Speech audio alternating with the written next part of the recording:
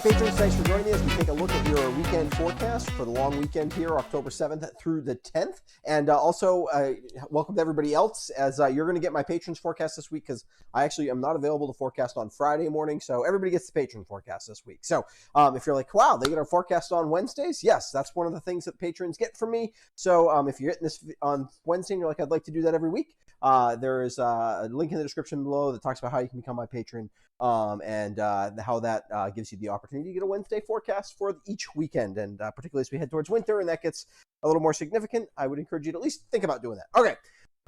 What's going on across the country? Not a lot going on weather-wise. We have still the remnants of Ian as kind of a cutoff area of low pressure here across the mid-Atlantic that's been spinning clouds in our direction, really been affecting our weather for the last several days. Finally, this is going to start heading out. We may actually get a few sprinkles out of this afternoon, for Wednesday afternoon. I think most of that, though, probably won't really get in here. This storm will finally slide to the east as the pattern starts to finally get moving again. And then this front approaches for Friday. This is really our only weather maker for the weekend. It's not too significant. You'll see certainly on radar that this is not that impressive. It's going to swing through with a few sprinkles on Friday afternoon, maybe a brief downpour, and very brief, I would say, more just kind of pop-up showers.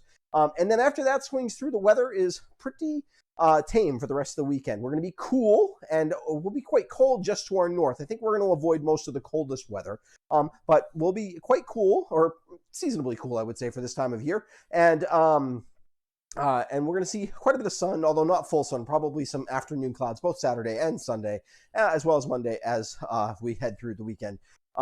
So let's take a look at, as I said, at that radar here. Here you can see there are some sprinkles heading around. There was some radar echoes over New Hampshire earlier this afternoon that seemed like maybe they were pointing in the direction of us getting some rain here across southern New Hampshire. That does not seem to be really hitting the ground from all that I can tell from surface observation. So I think we're going to stay dry, but definitely the clouds are still around with this system.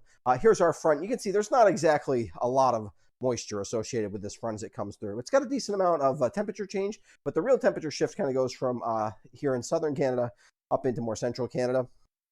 I don't think this colder air is really going to make its way towards us too much as we head through the weekend. A little bit earlier, it looked like we might get a real shot of a couple of days of real cold this weekend, but chilly, but not that cold. So let's take a look at the forecast. Okay, so Friday, mid-60s. It's going to be warm. Tomorrow's pretty warm, up in the 60s. Could be in the low 70s tomorrow on Thursday. Friday, if we got sun, we'd get into the 70s, but I don't think that's going to happen. I think the front's going to approach with too many clouds to get us quite there. But upper 60s, unless we get some sun, in which case we'd be lower 70s.